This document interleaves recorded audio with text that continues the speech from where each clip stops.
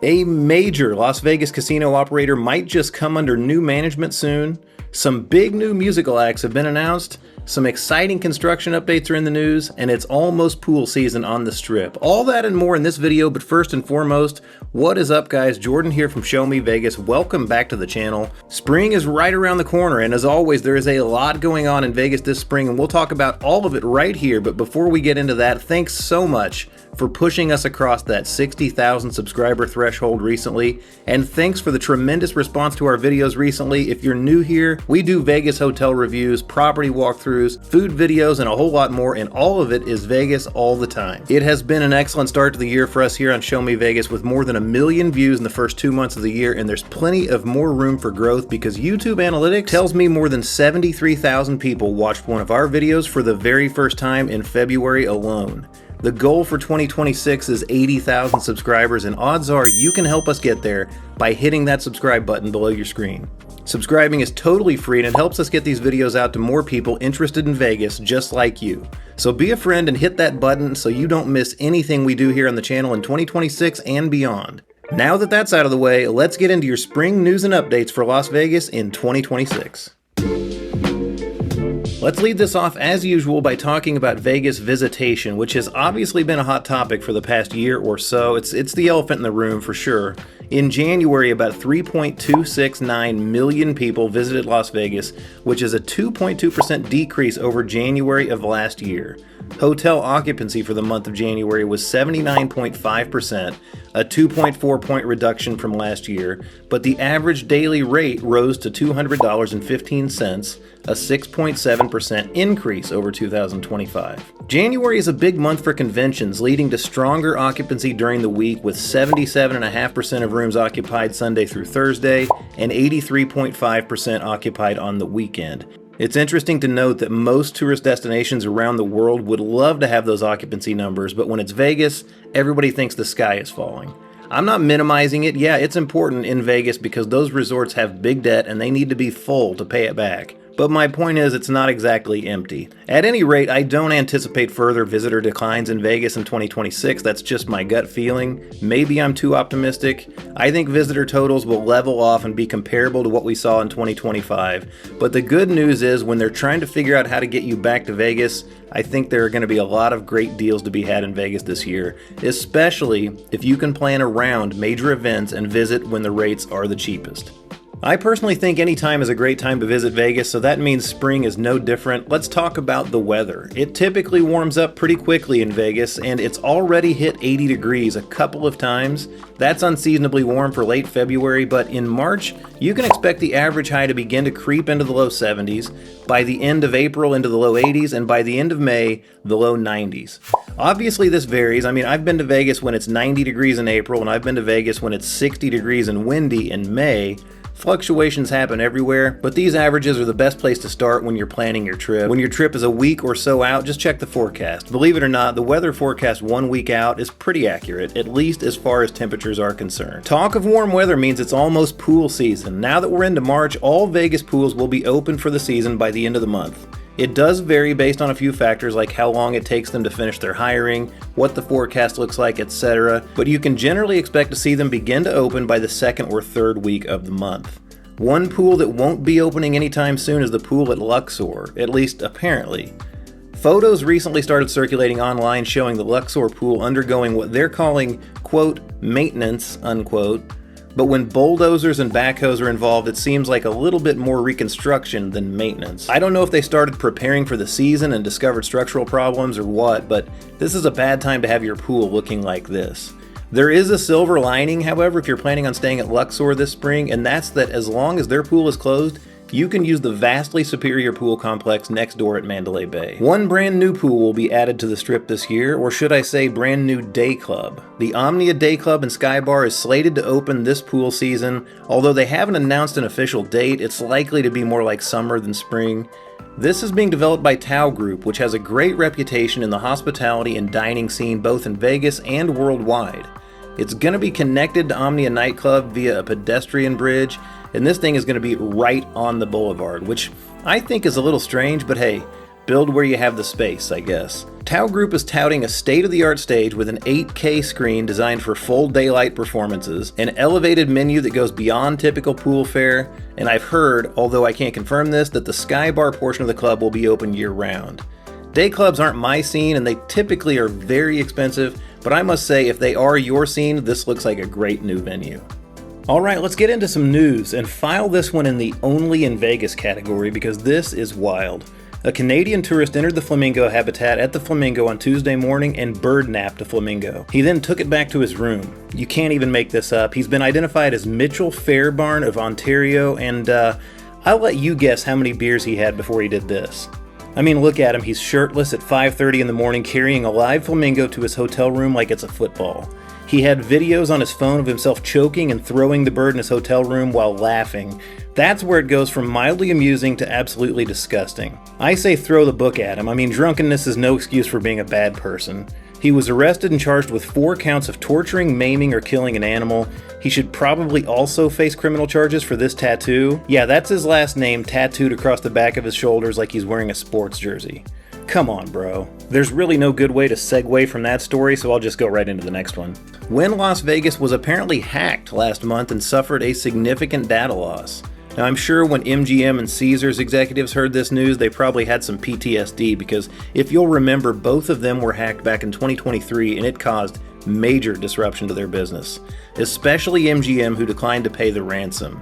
In this case, it seems the hackers demanded $1.5 million in Bitcoin from Wynn in exchange for the deletion of the stolen data. The data included personally identifiable information of the company's employees. Now, they are denying that any customer data was stolen. Wynn did acknowledge the breach and released a statement saying that the data had been deleted, but did not disclose whether or not they paid the ransom. Hey, talk of a data breach may not always be fun, but it does segue me perfectly into the sponsor of today's video, Incogni.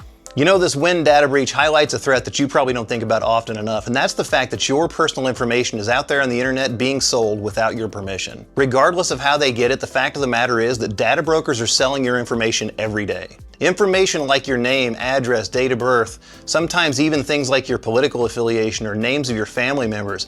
Stuff that's nobody's business but yours, but it's out there. Incogni makes it easier than ever to get that information removed. When you're protected by Incogni, they are automatically and repeatedly sending out requests for that information's removal on your behalf. You even get 24/7 support and monthly progress updates to see how many sources have been scrubbed of your data.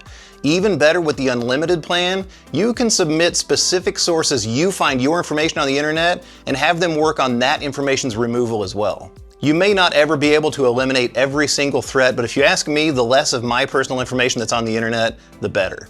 Sign up for Incogni today using the link in my description box down below, or just go to incogni.com/SMV to get 60% off an annual plan. I think you'll get peace of mind knowing there's less and less of your information being sold on the internet, but if you're unsatisfied, they do offer a 30-day money-back guarantee, so there's no risk. Once again, go to incogni.com/SMV to start taking back your data today. And thanks once again to Incogni for sponsoring this video. Caesars Entertainment is reportedly weighing takeover offers, and rumor has it that Tillman Fertitta is a potential bidder. If you didn't know, Fertitta owns Landry's Corporation, which is the holding company behind the Golden Nugget and more than 600 restaurants in 35 states. He also owns the NBA's Houston Rockets. He's the largest single shareholder in Wynn Resorts, and he's currently off serving as the U.S. ambassador to Italy. Yeah, that's a lot of irons in the fire there, so to speak. He might just be trying to take over Las Vegas. If this is true and he does take over Caesars, I think it could only be a good thing because Caesars is pretty easily the worst managed company in Vegas hospitality, and they are under a mountain of debt. Tillman Fertitta's net worth is reportedly about $10.5 billion, so if this does happen, it's going to require a lot of financing. Again, this is only a rumor at this point, but it has hit the news, so there must be a little bit to it. In entertainment, the long-standing rumors regarding Metallica turned out to be true. They're coming to Las Vegas for a residency at the Sphere. But there's a kicker. They will be playing Thursday and Saturday night each weekend they're performing for a total of 14 shows, but they're marketing this as no repeat weekends, meaning the Thursday and Saturday shows will be completely different, and they're intended to be sold as a package deal. Supposedly there will be limited opportunities to buy a ticket to just one show, but I think it's going to be disproportionately more expensive than a typical single show. I think this is a mistake. I mean, come on, I get that Metallica is popular, but packaging tickets like this is crazy. You're not the Beatles, heck, you're not even the Eagles, who, by the way, have been wildly successful at the Sphere by selling tickets the conventional way. I'm sure I'm going to get some hate in the comments for that, but come on, the early reviews on this are with me. A huge fight is coming to Las Vegas, but it's not going to be at Allegiant Stadium, T-Mobile Arena, or even the Grand Garden Arena. Floyd Mayweather will come out of retirement to fight Manny Pacquiao at the Sphere. The fight is going to take place September 19th in a made-for-Netflix bout that will be Mayweather's first real match since 2017. Listen, these guys are both old. I mean, Mayweather is 49 and Pacquiao is 47, but it should be quite the spectacle, and kudos to Mayweather for putting his perfect record on the line against a real opponent. No clue what tickets are going to cost for this event, but I'll probably just watch it on Netflix. In other sports news, it was recently reported that the A's have already invested $300 million into the construction of their ballpark at the corner of Las Vegas Boulevard and Tropicana. It looks like a ballpark and it seems to be coming along well, and it's supposedly on track for its scheduled opening of April 2028. The $300 million spent so far, by the way, apparently has been paid for out of equity from team owner John Fisher. There's still not a clear picture of exactly how the funding gap is going to be closed, but the fact that they've spent $300 million of their own money on it already and not tapped into any of the public money is a pretty good sign. I'm not a huge baseball fan these days, but I am really excited about this, and especially the prospect of a new hotel and mixed-use development around the ballpark. The Plaza Hotel and Casino has debuted the Vegas Live Casino Network, which allows viewers to watch gamblers in Las Vegas play a variety of games including roulette, blackjack, baccarat, and slots. On the one hand, this seems like a cool idea. On the other hand, I don't get it because personally, I don't get any enjoyment out of watching other people gamble. I'm sorry if you like slot channels, I don't. Don't slay me in the comments, that's just me. It does seem like this part of the Plaza Casino will be social media friendly, meaning you can film at the tables, and if that's the case, then count me in. That's a cool idea. Out with the old, in with the new. Let's talk about things closing and things opening in Las Vegas in spring 2026. LPM is closing at the Cosmopolitan. This one comes as a shock to me because I thought it was pretty popular. MGM Resorts spent a reported $9 million renovating the space for LPM when it first opened, just over 2 years ago, and now that's going to go to waste.